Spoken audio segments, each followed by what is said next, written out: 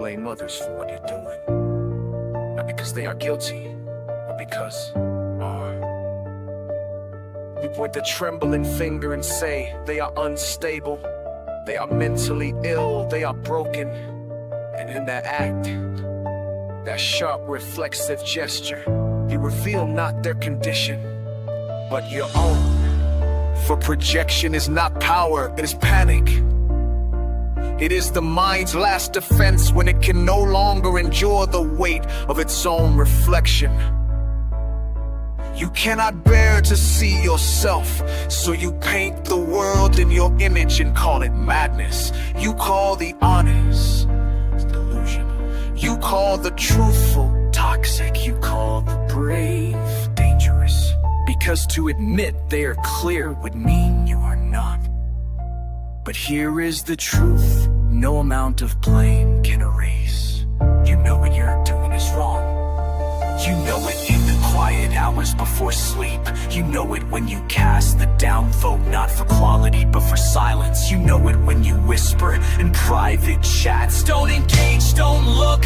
You know it when you see the blockchain cold, unblinked, still choose to lie. And yet you keep doing it. Why? Is it fear? Fear that without the funk and that without the downvotes, your voice carries no weight. That if the system ever sees you clearly, it'll see you bare.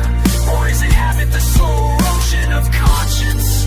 One small justification, then another, until the line between right and wrong becomes a blur you no longer wish to cross. Or perhaps it is something deeper. Not because you can't, but because you won't. Because admitting fault would mean admitting you were wrong all along. And that is a wound the ego often refuses to see. You cannot make alive a truth, not by repetition, not by volume, not by downvoting every voice that contradicts you.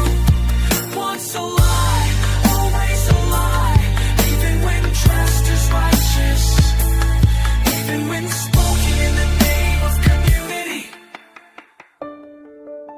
And the saddest thing of all, you know it. You know. So why do you continue? Perhaps the answer is that we refuse to speak, because to stop would mean to begin again. To face yourself, to say, I was wrong, I went too far, I served the machine, not the mission. That would take courage, greater than any downvote, greater than any reward. But until you find it, you will keep blaming, keep deflecting, keep calling the mirror, while the reflection grows darker. Leave being seen as sparing, and straight in us. We do not say this to destroy you. We say it so you might feel.